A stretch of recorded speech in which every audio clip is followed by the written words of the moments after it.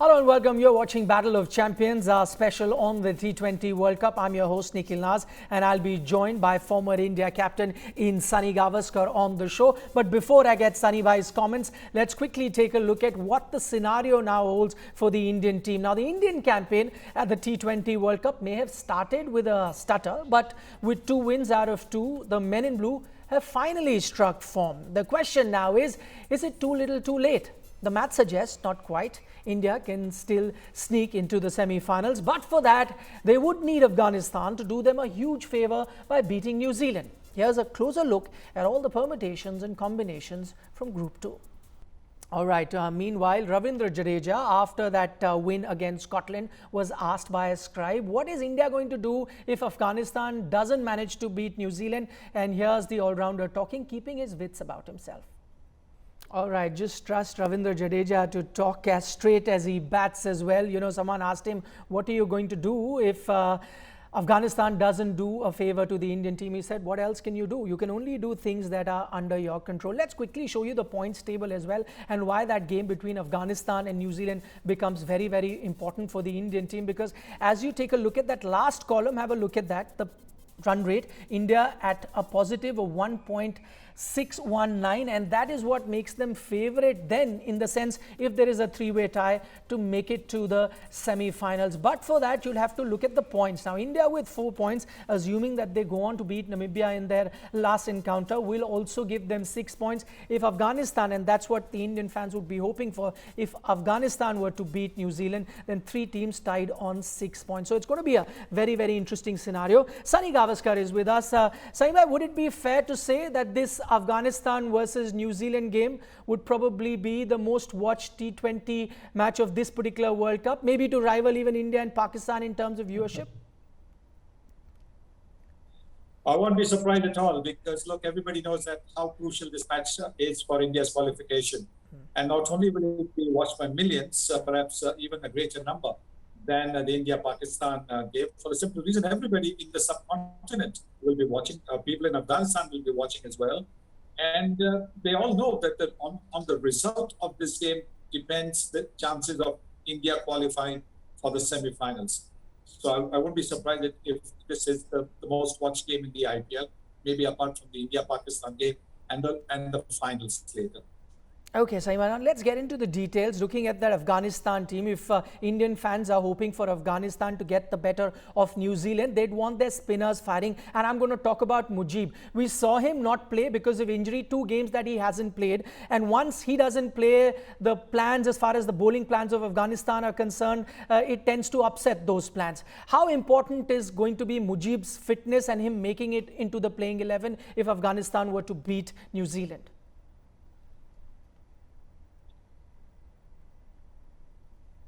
That's absolutely right. I think Mujib is an important cog in their spinning wheel.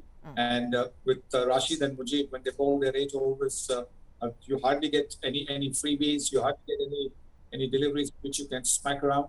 And New Zealand have shown that although they have got a couple of good spinners, they don't play this quality of spin all that well. So clearly, I think these 8 overs are going to be very crucial.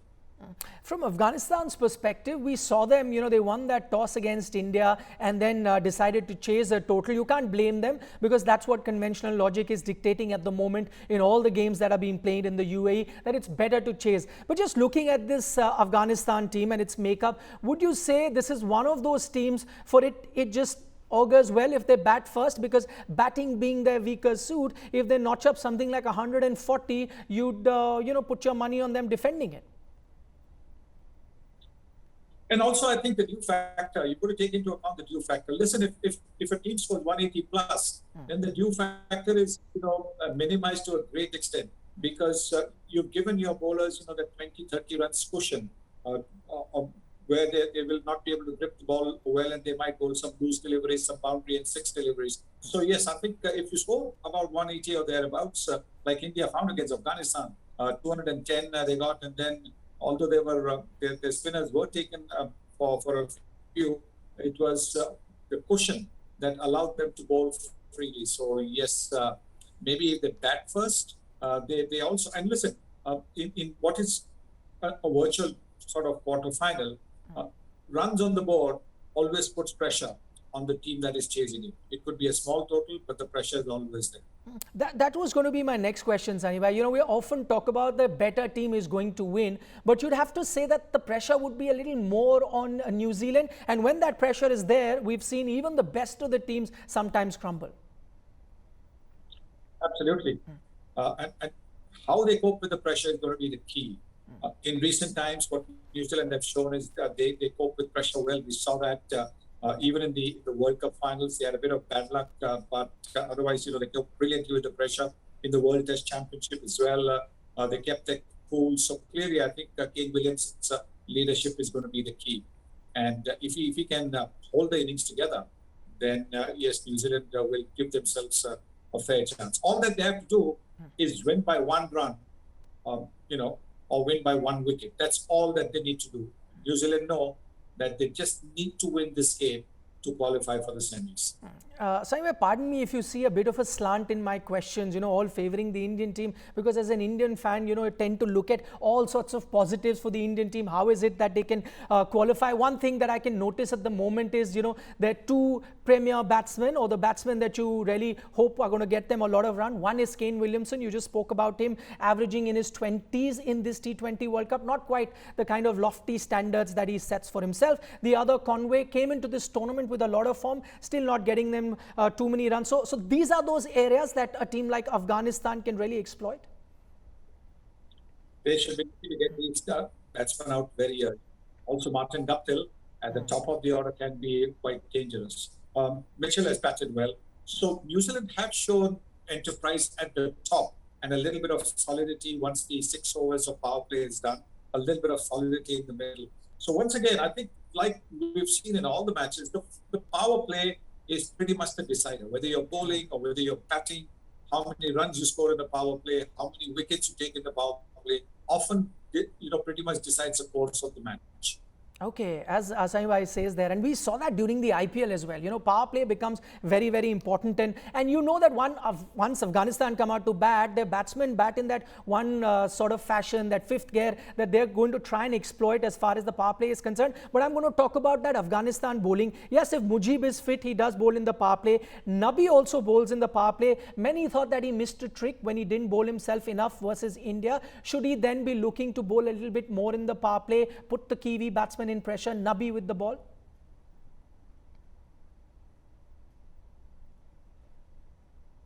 Saibai, can you hear me?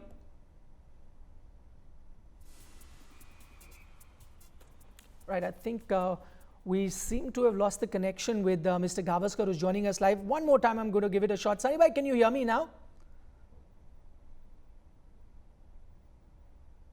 Okay, we seem to have lost connection with him. We'll try and patch him back as soon as we can and then try and get his thoughts on that encounter. But for the moment, let's look back at that India versus Scotland game. Now, that game lasted only about 24 overs because that's how dominant the Indian team was. But the Indian team, after the game, spent more than 24 minutes with the Scottish team in their dressing room, sharing tips. You have the likes of Virat Kohli, Jasprit Bumrah, Ravichandran Ashwin, Rohit Sharma, all going up to the Scottish players and sharing a few tips of how to play at the highest level.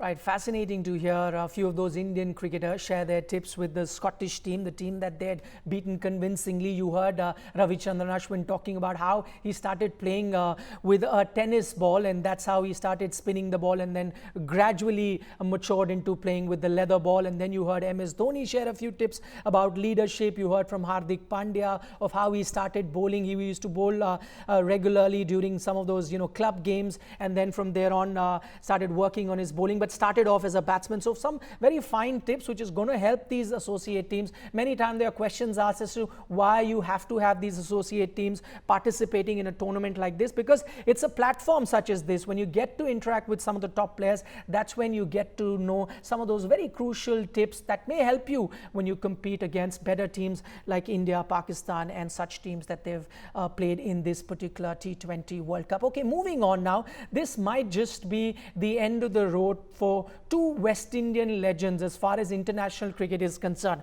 I'm talking about Chris Gayle and DJ Bravo. DJ Bravo has already announced his retirement from international cricket, and this game that at the moment West Indies is playing against Australia is his swan song. As far as Chris Gayle is concerned, he hasn't officially announced his retirement, but we saw from the reactions when the players were walking off after Chris Gayle got out, the kind of reception that he got from the West Indian players, everyone hugging him. It gave an indication that this might have been the last time that we're seeing Chris Gayle play in West Indian colours. He may still continue to play franchise cricket across the globe, that is if there is a demand for him. But for West Indies, you thought also just going on with the fact that West Indies hasn't really performed well in this tournament, you knew that this time had come where you had to look at the future and look at cricketers that could contribute moving forward. Sunil Gavaskar has joined us back on the program. Sunil, we were talking about DJ Bravo, Chris Gayle. DJ Bravo has already said this would be his last game. Chris Gayle, the kind of reception he got, we're assuming he may have played the last international game for the West Indies. Just going back and looking at their contribution, two-time World Cup winners in this format, what great servants of the game these two have been. Terrific, absolutely terrific as far as game of cricket is concerned, not just West Indies cricket. The way they have played, the way they have given enjoyment to millions of spectators all over the world on television as well as at the ground. And they're joy the vivra. They enjoy their cricket, and that's why the West Indies are such a popular team, because they've always got a smile on their face. Even if somebody has hit them for a six, there is no snarling, there is no swearing. They just shrug their shoulders and walk back to their mark. And that is the reason why the cricketing world is sad when the West Indies are not doing well. Everybody in the cricketing world wants the West Indies to do well, because they bring a completely different flair, a completely different style to the game. And these two, Chris Gayle and Dwayne Bravo, epitomize what is West Indies cricket. As we've been saying here, Sanjay, that DJ Bravo has already announced the retirement. Chris Gayle hasn't, but we've seen that the last few years, that golden touch that Chris Gayle had has eluded him. You think it was anyway time, even if he was to make himself available, he'll find it very tough to be picked by the West Indian team. And also the kind of crossroad where the West Indian team is at the moment, they'd have to look at the future, breed a few new talented youngsters into the team if they want to have a good roadmap for the future. Yes, I think if he had done well, even in the IPL, then there would have been, maybe some thoughts about keeping him for the next T20 World Cup, which is just a year away. There is always a possibility that you try to rebuild after that World Cup, because then the next World Cup, T20 World Cup, will be maybe a couple of years away.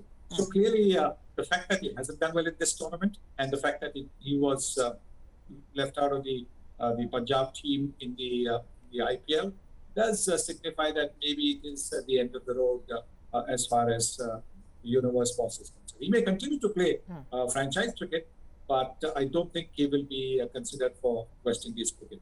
All right, Saima, I wanted to pick your brains about something that we were talking on the program a little earlier when we lost the connection with you. We showed visuals of the Indian players after that game against Scotland, which they won. They went into the Scottish dressing room, spent a lot of time there, were sharing tips with a lot of Scottish players. I'll read out a couple of reactions that we got from the Scottish camp. They put a tweet out saying, this moment has been priceless for us. The other tweet that Cricket Scotland put out said that huge respect for Virat and his boys to come out here and speak to our players. Just goes on to tell you what it really means for these lower ranked team to spend some time, get those tips from players who have been performing at the highest level for a long time.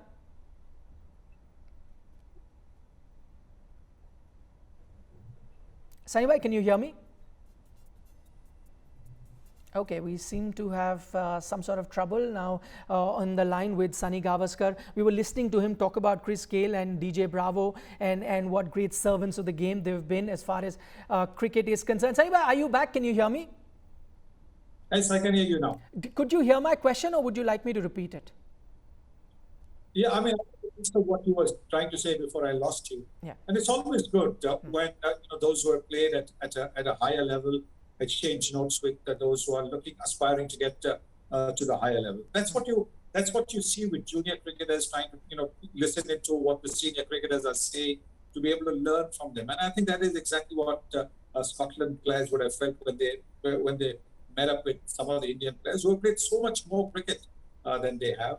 Also to be able to exchange, experiences with them, how to get better, simple things like training methods, simple things like how to practice better. These are things that can help change the game for associate countries. We saw that earlier on also with some other teams. So it was very good to see that happening, because that is what sport is all about. You play hard on the field, but off the field, you should be friends. And that was so good to see that happening after that game.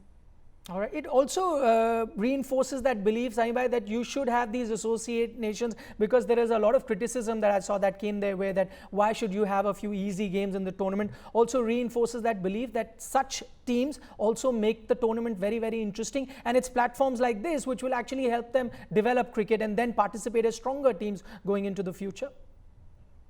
Well, they've qualified. Don't forget, they've not just been given an free entry. They've had to qualify the qualifying tournament and to get to this particular participation in this T20 World Cup. So it's not that they've just been given an entry, and which means that they've played good cricket. Remember, even Bangladesh and Sri Lanka had to qualify, so it wasn't as if it was it was just given to them on a platter. Ireland, for example, being a full member country, hasn't quite come on the way, say, Afghanistan have in all formats of the game. So yes, I think more participation that you have, the more experience that they get, they can only get better. And I'm pretty much, in line with the fact that, for this particular tournament, to have had these teams was pretty good. All right, Sanibhai, before we let you go, one final word, and I'm again going to bring up that Afghanistan versus New Zealand game, because that is what Indian fans would love to hear. Can Afghanistan do it? Can they beat New Zealand? What do you reckon? They definitely can, because look, New Zealand will be under pressure. No doubt about that. Look, if I would like Mujib to be fit. If Mujib is fit, then it certainly gives Afghanistan a huge advantage.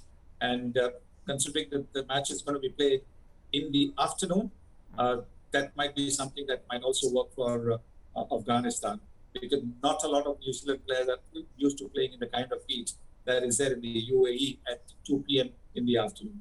So all things considered, maybe Afghanistan should bat first for those 20 overs, tire out the New Zealand fielders, so that they might not be able to take those 2s and 3s if they're chasing.